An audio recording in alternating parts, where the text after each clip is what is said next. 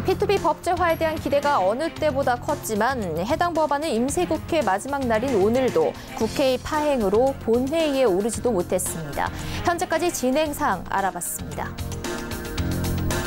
교통의 요지로 꼽히는 청량리역 주변 개발이 된다는 소식에 이 일대의 부동산 시장이 들썩이고 있습니다. 초고층 아파트 단지 3곳이 들어선다는 소식에 기자가 현장을 직접 찾아가 봤습니다. 삼성전자의 올 1분기 잠정 실적이 공개됐습니다. 1분기 영업이익은 6조 2천억 원으로 작년 동기와 비교해 3분의 1토막이 났습니다. 세계적인 투자가 워렌 버핏은 가치 투자의 중요성을 역설하는데요. 17년 경력 펀드 매니저의 가치 투자 비결을 오늘 스튜디오에서 공개합니다. 센 뉴스 플러스 잠시 후 뵙겠습니다.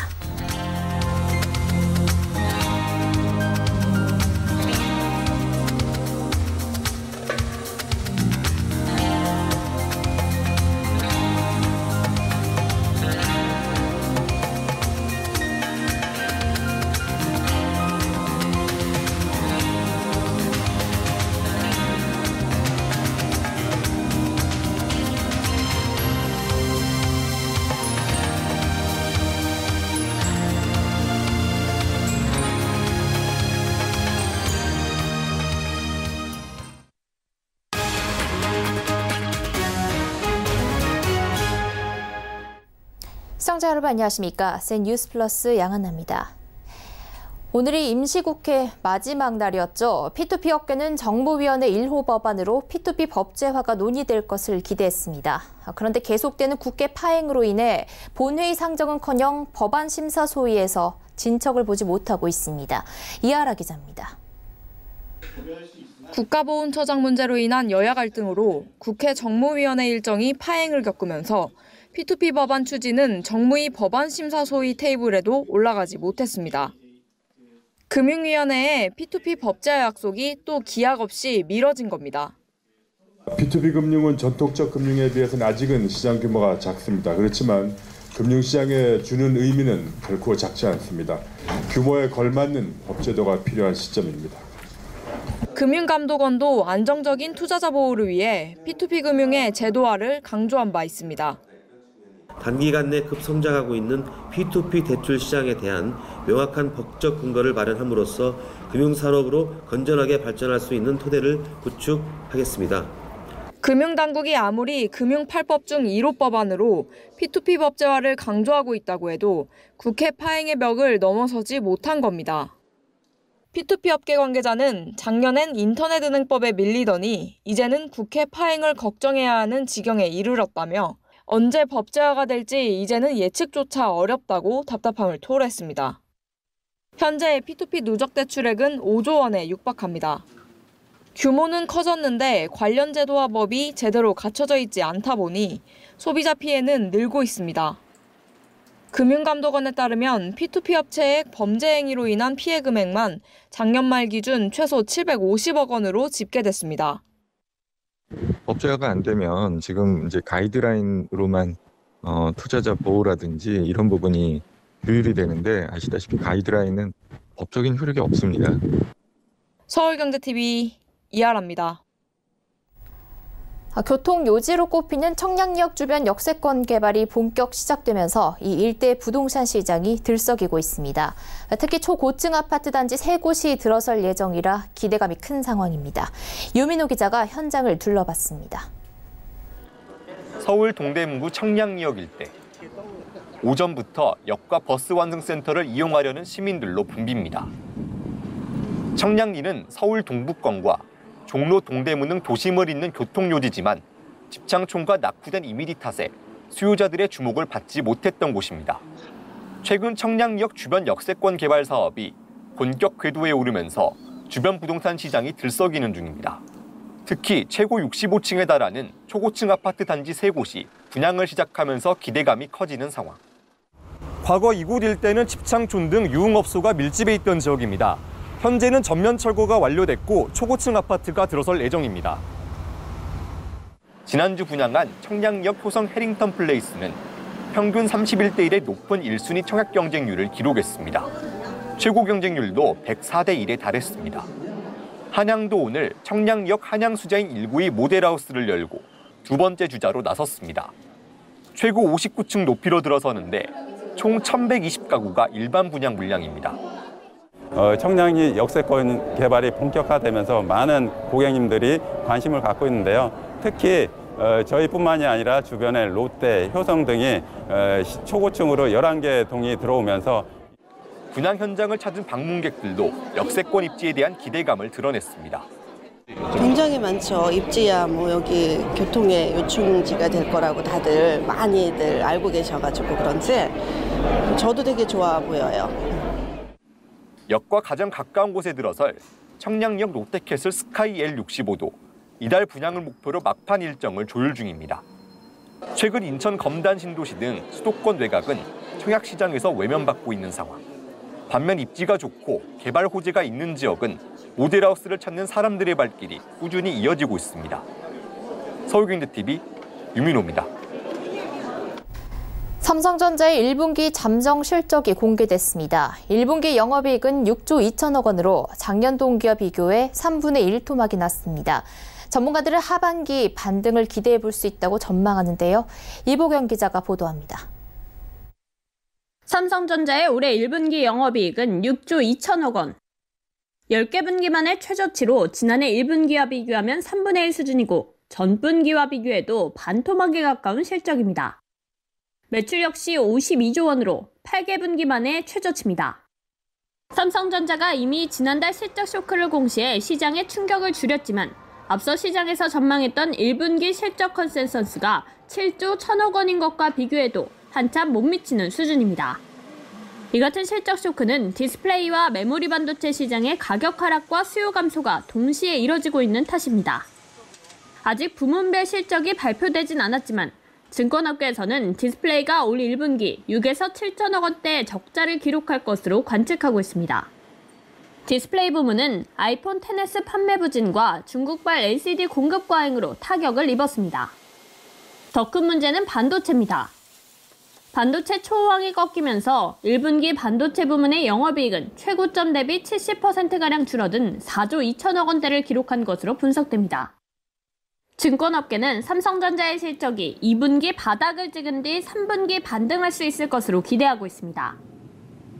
반도체 출하량이 이제 조금씩 회복되는 모습은 3월부터 이미 나타나고 있어요. 근데 이제 2분기에 가격 하락이 한 번 더 크게 있을 거기 때문에 2분기 실적은 1분기보다 나빠지죠.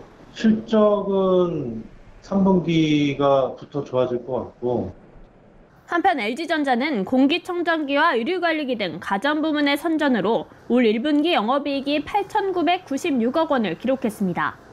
이는 증권업계의 영업이익 전망치 평균 8천억 원을 비교적 큰 폭으로 상회한 성적입니다. 서울경제TV 이보경입니다.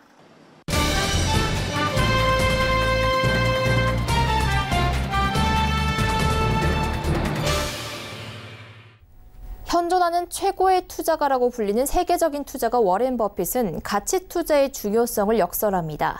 가치 투자는 말 그대로 기업의 실제 가치에 믿음을 둔 투자 전략을 말하는데요. 하지만 비이성적으로 움직이는 주식시장을 보면 가치 투자로 수익을 내기는 어렵다는 생각이 들기도 할 겁니다. 한국에서 17년간 가치 투자 펀드 매니저로 활동해온 이건규 르네상스 자산운용 대표를 모시고 투자에 대한 이야기 나눠보겠습니다. 안녕하세요. 네, 안녕하세요. 네, 대표님 오늘 투자에 대한 이야기 해볼 텐데 보통 투자하면은 부동산이나 주식 떠올리기가 쉽잖아요. 그런데 주변을 보면 부동산으로 돈을 벌었다 하는 분들은 참 많으신데 주식으로 돈을 벌었다는 분들은 찾기가 참 어려운 것 같아요. 그 이유가 어떤 걸까요? 네, 저 투자를 통해서 수익을 내기 위해서는 사실 철저한 검증 내지는 그 가치를 판단할 수 있어야 된다라고 생각을 하는데요. 일반적으로 이제 부동산 같은 경우에는 사람들이 이제 굉장히 좀 친숙한 자산이고 이제 거액의 자금이 들어가기 때문에 사실 철저한 검증을 통해서 이제 매수를 하는 경우가 많습니다. 예를 들어서 뭐 주변의 교통이라든지 교육이라든지 뭐 이런 여건들을 굉장히 좀 많이 보고 뭐 주변 시세를 비교한다든지 뭐 이런 부분들이 충분히 검증이 이루어지는데요. 주식 같은 경우에는 오히려 굉장히 조금 주변에서 뭐 좋다는 이야기만 단순히 듣고 투자하는 경우도 좀 많은 것 같습니다. 그래서 제가 생각하기에는 이제 주식도 이제 돈을 벌 수 있다라고 생각을 하는데요. 그 부분은 이제 철저한 분석과 이제 장기 투자를 통해서 이제 주식도 이제 부동산처럼 투자한다고 하면은 수익을 벌 수 있다라고 생각을 합니다. 네. 그리고 펀드 매니저 생활을 17년간 쭉 해오신 걸로 아는데 그동안 가치 투자를 또 해오신 걸로 압니다. 이 가치 투자는 어떤 건지 설명을 좀 해주시죠. 가치 투자는 기업의 주가가 결국에는 그 기업의 펀더멘털, 그 기업 가치에 수렴할 수밖에 없다라는 부분입니다. 그래서 주가라는 부분은 사실 이제 거시경제 환경이라든지 뭐 시장의 투자 심리 이런 부분에 따라서 진폭이 되게 크게 발생하게 되는데요. 그 시장의 환경에 따라서 이제 기업 가치 대비해서 이제 고평가되기도 하고 저평가되기도 합니다. 근데 가치 투자는 그 기업이 이제 기업 가치에 비해서 주가가 이제 저평가되어 있을 때 투자하는 것을 말하는데요. 시장의 가장 큰 두 가지 흐름은 이제 자산 가치에 이제 기반을 둔 이제 벤자민 그레이엄 방식과 이제 수익 가치의 방식을 둔 이제 워렌 버핏 방식 이렇게 크게 두 가지로 나눠져 있다라고 볼 수가 있겠습니다. 네. 뭐 워렌 버핏도 있고 뭐 벤자민 이렇게 말씀해 주셨는데요. 일반 사람들은 또 가치 투자를 하기가 쉽지 않다라는 얘기도 나옵니다. 이 개인들이 가치 투자를 하려면 어떻게 해야 할까요? 일단 투자에 대한 기본적인 지식이라든지 경험이라든지 이런 것들을 좀 많이 쌓아가는 게 중요하다고 생각합니다. 그래서 제가 조금 추천해드리고 싶은 부분은 이제 본인이 하고 있는 사업에 대해서 조금 더 유관된 업종을 좀 투자하는 게 좋다라고 생각합니다. 개인들은 일반적으로 이제 업무를 하고 있기 때문에 특정 분야에 있어서는 전문가라고 할 수가 있겠는데요. 예를 들어서 뭐 유통업에 계신 분은 이제 유통업과 관련된 것들, IT에 계신 분들은 뭐 IT와 관련된 유관된 종목들을 투자하는 겁니다. 왜냐하면 이제 그런 분들은 이제 특정 분야에 있어서는 뭐 시장의 트렌드라든지 뭐 경쟁 상황 그리고 어떤 회사가 좀 경쟁력이 있는지 이런 부분들을 면밀하게 사실은 잘 살펴볼 수가 있거든요. 그래서 그런 부분들을 투자에 활용한다라고 하면은 충분한 수익을 낼 수 있다라고 생각을 하고 있습니다. 네. 그리고 최근에 이 투자의 가치라는 그 가치 투자 내용을 담은 책을 또 내신 걸로 아는데요. 그 책에서 가장 중요시하신 말씀은 어떤 게 있을까요? 저는 크게 두 가지를 말씀드릴 수 있을 것 같습니다. 첫 번째는 이제 개별 주식에 투자를 해야 된다는 부분인데요. 글로벌 경제가 이제 2010년 이후에는 저성장 국면으로 접어들었습니다. 그래서 이제 시장에 투자해서는 사실 이제 더 이상 수익을 내기 어렵다라고 생각을 하고 있고요. 다만 이제 그런 시장 상황에서도 개별 주식을 잘 고를 수만 있다고 하면은 충분한 수익을 거둘 수 있다라고 생각합니다. 그래서 시장 자체가 완전히 바뀌었고 시장에 투자하기보다는 개별 주식에 투자해야지만이 수익을 낼 수 있다라고 생각을 하고 있고요. 두 번째 부분은 주식의 변동성을 줄여야 된다라는 부분입니다. 대부분의 이제 그 투자자들이 이제 주식에 어떻게 보면 좀 몰빵 투자 뭐 이런 것들을 좀 하는 경우가 많이 있는데요. 그러다 보니까 이제 주식에 장기 투자하는데 굉장한 어려움을 겪게 됩니다. 그래서 이제 주식의 변동성을 줄이는 방법은 뭐 두 가지 정도 생각할 수가 있겠는데요. 안정적인 주식에 이제 투자하는 방법이 있을 수 있을 것 같고요. 또 하나는 뭐 채권이라든지 부동산이라든지 이런 쪽으로 자산을 전체적으로 이제 분산을 시켜서 이제 주식에 대한 어떤 변동성을 줄여야지만이 장기적으로 안정적으로 이제 투자할 수 있다라고 말씀드릴 수가 있겠습니다. 네. 네, 주식 이야기 해봤는데요. 그리고 좀 펀드에 관심 있는 분들도 계실 것 같아요. 최근에 헤지펀드가 뜨고 있다고 하던데 또 최근에 또 자산운용사도 창업을 하신 걸로 압니다. 헤지펀드가 어떤 건지도 좀 설명해 주시죠. 네, 헤지펀드 같은 경우에는 이제 주식이나 채권, 부동산 이런 이제 다양한 자산에 투자할 수 있다라는 장점을 가지고 있는 펀드입니다. 조금 특징적인 부분을 몇 가지 더 말씀드리면은 일단 최저 가입 금액이 1억 원 이상으로 좀 높은 것이 특징이고요. 한 펀드에 가입할 수 있는 인원이 49인으로 좀 제한되어 있다는 게 좀 특징적이라고 말씀드릴 수가 있겠습니다. 근데 이제 이 헤지 펀드의 이제 장점이라고 할 수 있는 부분은 굉장히 좀 다양한 전략을 좀 펼 수 있다는 부분인데요.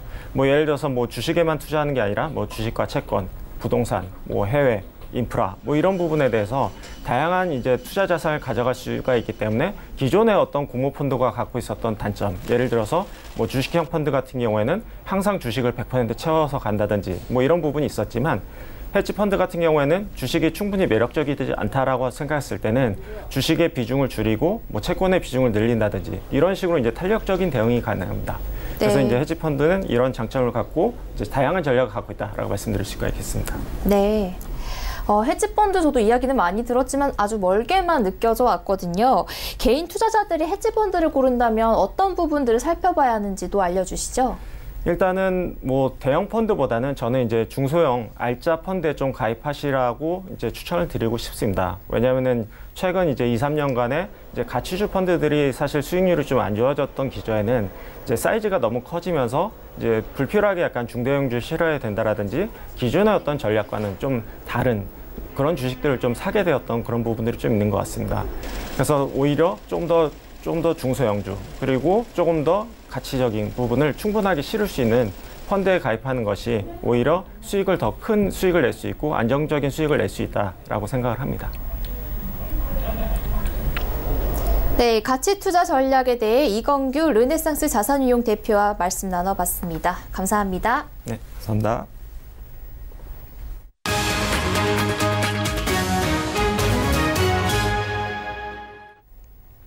서울 광진구 자양동의 한 아파트 단지 앞에 3층짜리 주택공사가 한창입니다. 그런데 이 주택이 들어서는 곳은 평소 단지 주민들이 꽃을 심어 화단으로 쓰던 곳입니다. 5평밖에 안 되는 작은 땅이라 이런 곳에 집을 짓는 게 가능한지 허가는 난 건지 주민들의 관심이 큰 상황입니다. 아파트 단지와 단지 사이에 뜬금없이 나 홀로 주택이 들어서는 셈인데 어떤 사연인지 이서영 기자가 알아봤습니다. 서울 광진구 자양동의 한 아파트. 담장을 따라 삼각형 모양의 땅에 공사 자재가 놓여 있습니다. 평소 아파트 주민들이 꽃을 심고 가꿔오던 화단인데 약 5평에 불과합니다. 한 사람이 눕기도 버거워 보이는 이곳에 3층 건물이 들어오는 겁니다. 단지 입주민에 따르면 연립주택촌이었던 이곳은 지난 1996년 아파트로 재건축됐습니다. 당시 한 주민이 1,000만 원의 땅을 산 뒤 아파트 분양권을 요구했지만 받아들여지지 않았고 결국 이 땅만 두고 아파트가 들어선 겁니다. 땅 주인은 작년 5월 이 땅을 매각하고 새 주인이 11월부터 공사를 시작했습니다.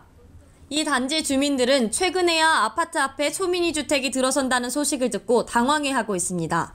이 좁은 땅에 건물이 들어선답니다. 그것도 1층도 아니고 3층짜리가 무슨 마음으로 3층짜리 건물이 들어서는지 모르겠고 과연 지었을 때 어떤 생활이 가능한지 그것도 의문스럽습니다. 하지만 민법 제242조에 따르면 인접대지 경계와 50cm의 거리만 확보되면 건축이 가능합니다. 건축법 제14조와 건축법 시행령 제11조에 의하면 연면적의 합계가 100제곱미터 이하인 건물은 해당 지자체에 신고하면 건축 허가를 받은 것으로 본다고 명시돼 있습니다. 실제 이곳에 새로 들어서는 주택의 연면적은 19.52제곱미터입니다. 광진구청 관계자는 사유지 내에서 법에 위배되지 않는 건물을 짓는 행위이기 때문에 제재할 이유가 없다고 설명했습니다. 이 건물 설계도를 확인해보니 1층은 근린생활시설로 음식점, 2, 3층은 주택으로 설계돼 있습니다. 서울경제TV 이서영입니다. 한국도 이제 1인당 국민소득 3만 달러 시대가 시작됐습니다. 1인당 국민소득이 3만 달러를 넘으면 보통 선진국으로 평가됩니다. 경제 규모가 커진 선진국일수록 주식시장에서는 고성장주가 주목받는다고 합니다. 1인당 국민소득 3만 달러, 국내 주식시장엔 어떤 영향을 줄지, 주목해야 하는 고성장주는 어떤 종목들이 있을지 이소영 기자가 알아봤습니다. 31,349달러. 지난달 한국은행이 발표한 2018년 1인당 국민소득입니다. 인구 5천만 명 이상 1인당 국민소득 3만 달러 대열에 한국이 7번째로 합류한 것입니다. 다만 국내 주식시장은 아직 흐름을 따라가지 못하고 있습니다. 1인당 국민소득이 1,000달러를 넘었던 지난 1977년에 코스피가 100포인트를 돌파한 것을 시작으로 국내 경제 성장과 코스피 상승은 함께 해왔습니다. 1인당 국민소득이 1만 달러 부근이던 1994년과 1999년에는 코스피 1000, 1인당 국민소득이 2만 달러에 달했던 2006년과 2010년에는 코스피가 2000선을 돌파한 것이 대표적입니다. 하지만 이번에는 코스피가 1인당 국민소득 상승과 연동되지 못한 상황입니다. 정훈석 한국투자증권 연구원은 코스피 3000선에 도달하지 못하면서 국민들이 1인당 국민소득 3만 달러를 전혀 체감하고 있지 못하다면서도 우리 경제의 항상성을 감안할 때 1인당 국민소득 3만 달러 돌파는 코스피 2000선 이하로 돌아가기 어렵다는 의미를 내포한다고 설명했습니다.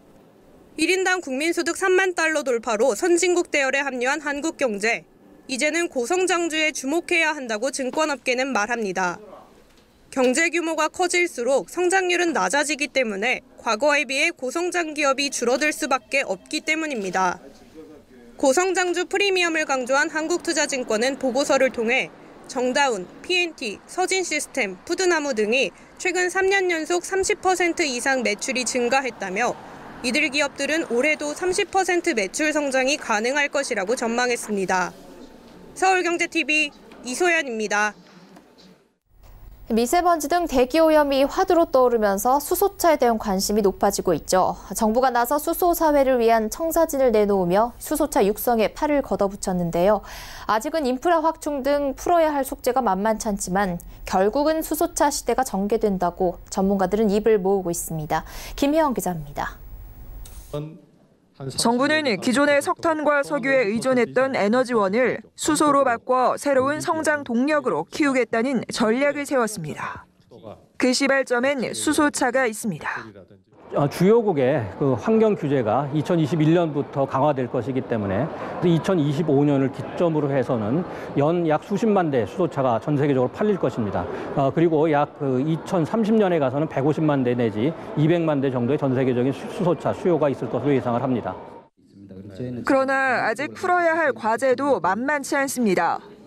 수소차 대중화의 걸림돌은 가격과 충전소 등 크게 세 가지로 꼽힙니다. 우선 대중화를 위한 충전소 확대가 시급합니다.